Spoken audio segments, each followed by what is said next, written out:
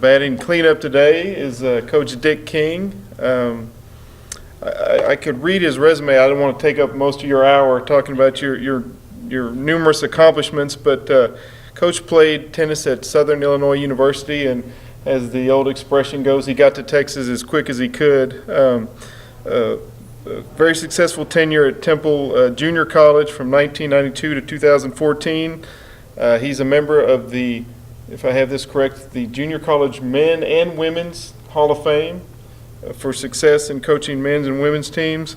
He's got 3 national women's junior college national championships, coached 5 UIL state champions, a number of 56 junior college All-Americans during his 22-year career, and a recent inductee, 2015, I believe, member of the Texas Tennis Hall of Fame. So, Coach, thanks for being here today. I look forward to hearing you. Okay, Jay, thanks for asking me to be with part of the group. It's amazing. I've sat and listened to several people talk today, all of them, in fact, and how their books kind of intermingle with things that I have in mind. And of course, a lot of us are relatively the same age, some of us, some of the older guys, and then the younger guys too. But so it kind of goes along with the theme of my book, is that the wave, the riding the tennis wave, and the wave means the popularity of tennis during the time of my life. And many of us rode that wave, and we met different people along the way, and there was different clubs involved and all that, but at the same time we had a lot of the same experiences. I think the best way to start and give you an idea is just to go to the introduction of the book. That'll kind of set the stage. The story starts at a time when tennis and I were first introduced, a time when tennis balls were white and rackets were made of wood. At that time, tennis was played mainly in large cities, so few small-town residents knew of or had an interest in its existence. Wimbledon, the U.S. Open, and the Davis Cup were the major competitions in the game. Those events were open only to amateur players, and the top players were proud to represent their countries in the quest for competing for the Davis Cup. Before World War II, Bill Tilden and Don Budge were the biggest names in U.S. tennis.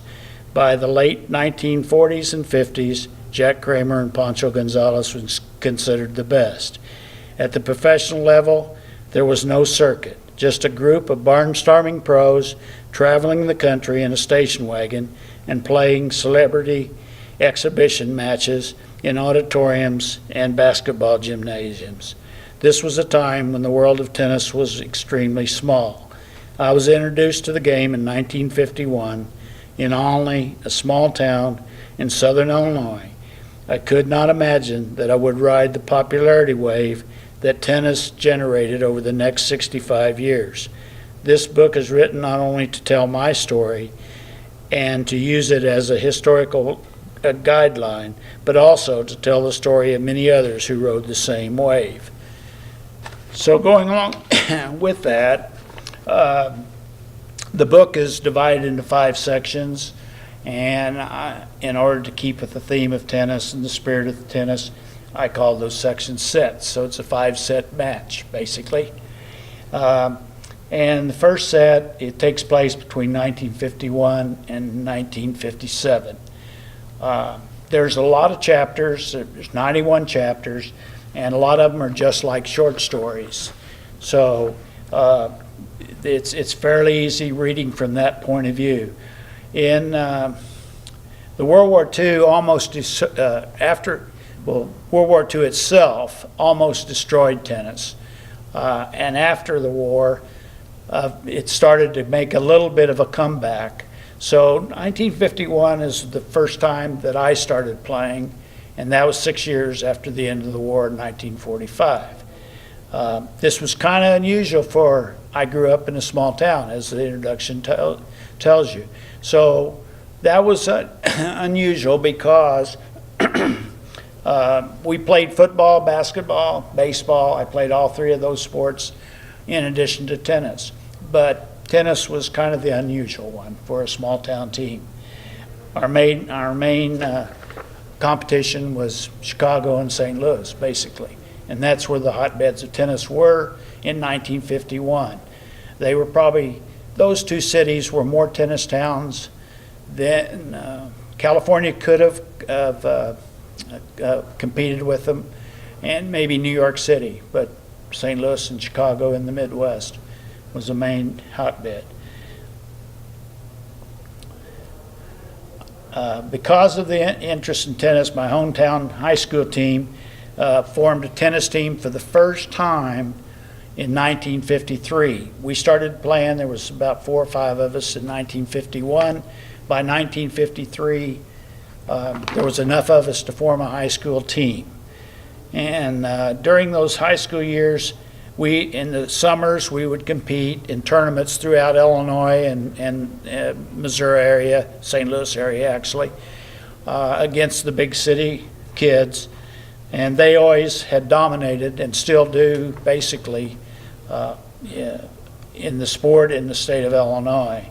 In 1957, Dick Lannenberger and I reached the finals of the Illinois State High School doubles, and later that summer we qualified to play in the national juniors at Kalamazoo, Michigan.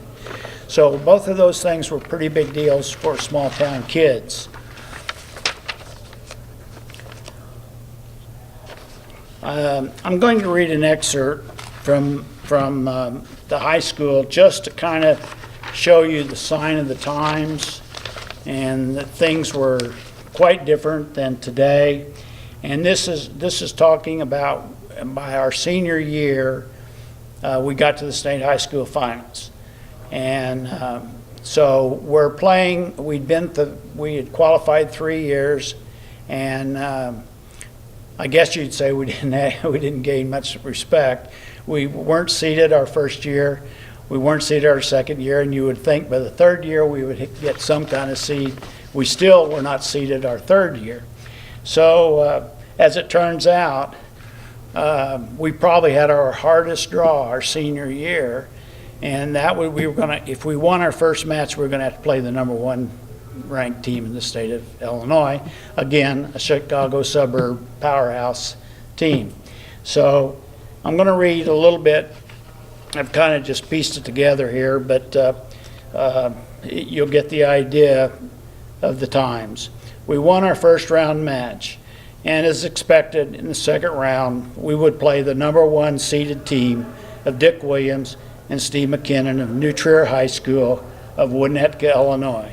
Now, at that time, Winnetka was considered, New Trier High School was considered the Gold Coast of American education. They had more money, I think, than probably any school in the nation, and it was the executives of all the Chicago wealthy people, elite.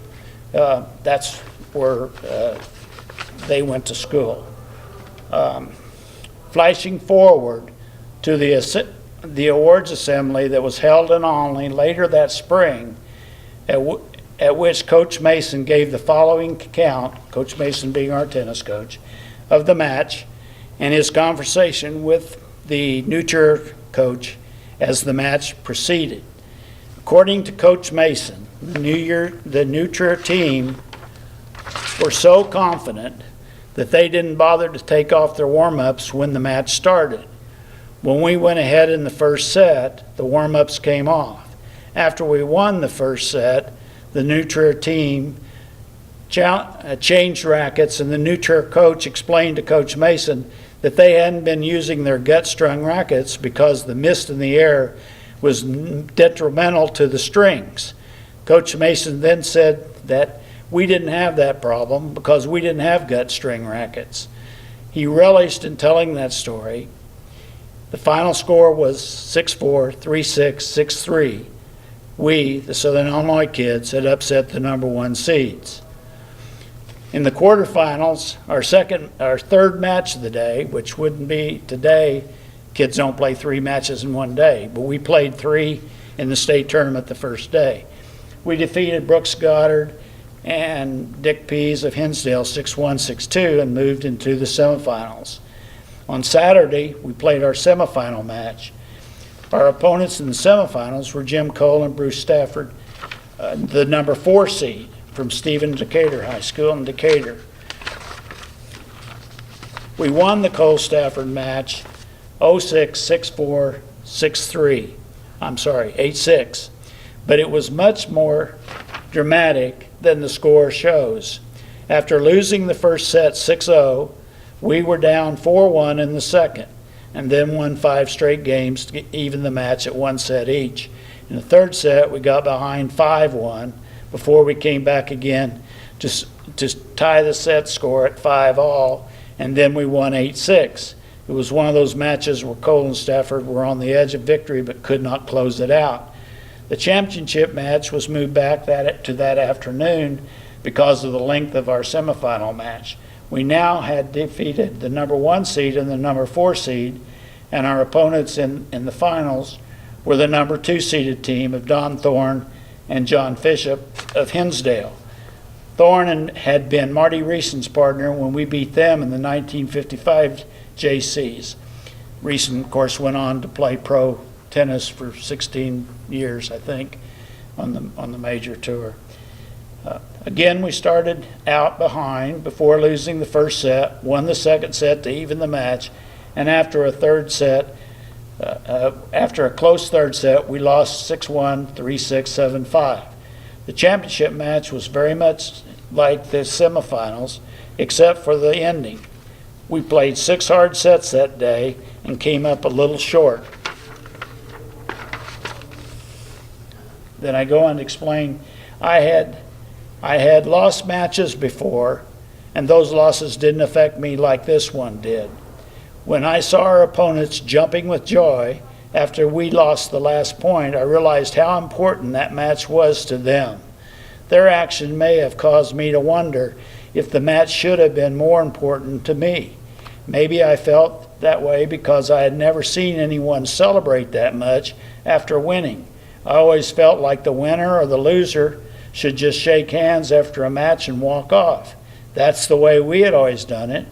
I was shocked by their celebration, even though it was mild compared to today's standards. Present-day athletes celebrate everything and nobody seems to care, but back in Olney in the 1950s, we were taught that the proper etiquette was to walk off the court with the same demeanor, no matter if you won or you lost. Going into the final match, I had thought of it as just another tournament.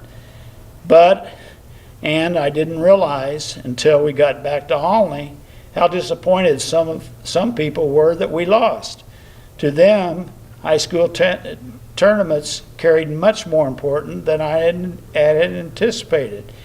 And for our fans, there was a big difference between first place and second place. Today, when I look back, I understand that the community did feel stronger about the high school tournament's success than our individual tournament success because they felt more connected to the high school sports. After all, the high school represented their hometown. So that was kind of looking back after years of just thinking that times had changed. And you didn't realize that your hometown people were really behind you as much as they were. I think they're still behind you, but the difference was we didn't know it back then. Okay, and then from there, I go on to the next set, which is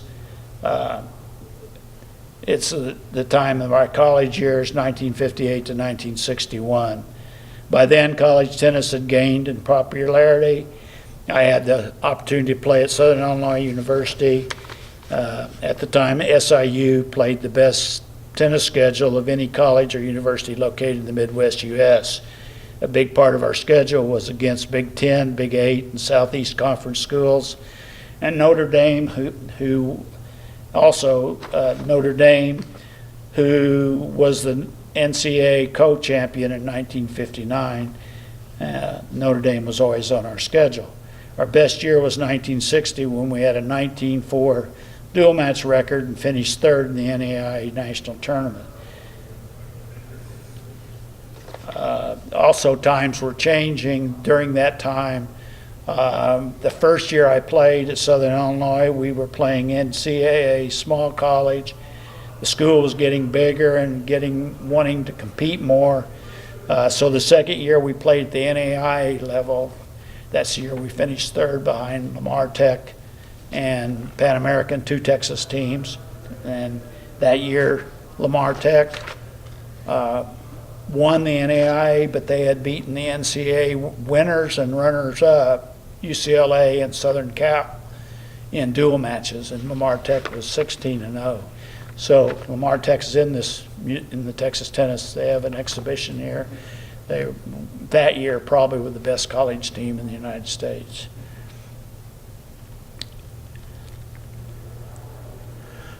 Then the next stop is the set 3. Covered my high school coaching years. I moved to Austin, and after getting my master's degree at North Texas State, I moved to Austin, and I was the coach at Stephen F. Austin High School. One of the first people I contacted at the time when I moved here was Charlie McClary, who was the pro in Waco, and Charlie got me introduced to several people. He also wrote a newsletter at that time, a statewide newsletter, and so I got connected. It had all the entry blanks and everything for high school and open summer tournaments, and so that was one of the first people I met when I moved to Austin. And then Waco High was also in the Austin district at that time, so we would play them in the district tournament. So there is close connections right off the bat between Austin and Waco in my first year of coaching. Set 4 covers my teaching pro years. And by 1967, tennis popularity had reached a point when it became fashionable to play at racket and country clubs. And in 1968, I became the manager and head pro at Caswell Tennis Center in Austin. That same year, open tennis happened, and then, fueled by the popularity of open tennis, the tennis boom soon followed. And from there until 1980s, tennis popularity in the United States hit its highest points in about 1985. So the wave went up, and about 1985 it started down a little. Then set 5 covers the section, this section covers my college coaching years. I got a brief taste of college coaching when I became the interim coach at the University of Texas in 1979. I coached the women's team there. And then in 1993, while I was the tennis director at Wildflower Country Club in Temple, Texas, I also became the men's and women's tennis coach at Temple College. And I held both positions until 2005. After retiring from Wildflower in 2005, I remained at TC until I retired in 2014 from there. Our college highlights there, which was already mentioned, was that women's team won 3 national championships. So I'd like to finish up by just going to the final chapter, chapter 91, and that's entitled Landfall. This book is based on my tennis experience, which paralleled the wave of tennis popularity over the last 65 years.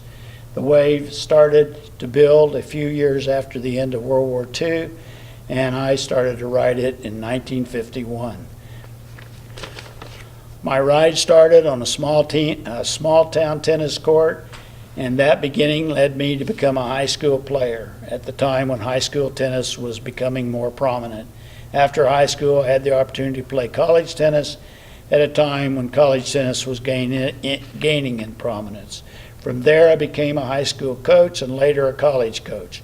When public park programs and club tennis programs came to prominence, The need for teaching professionals increased, and the logical recruits were high school coaches.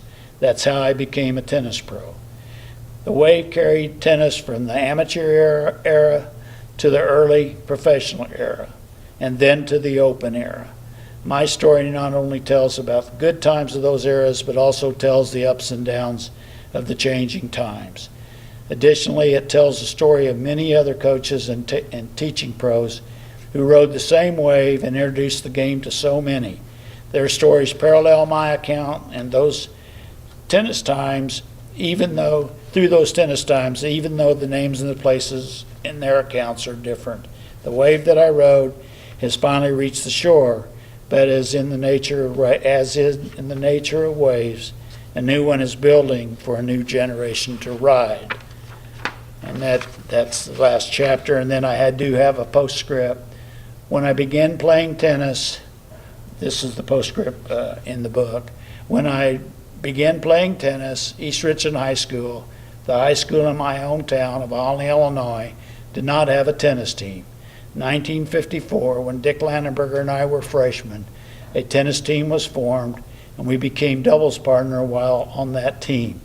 After taking different paths but sharing many of the same tennis experiences, including winning the last tournament we played as partners in 1999 at age 60, Landenberger was inducted into the Texas Tennis Museum and Hall of Fame in 2011, and I was inducted in the same Hall of Fame in 2015. For two small-town Southern Illinois boys, it was quite a journey.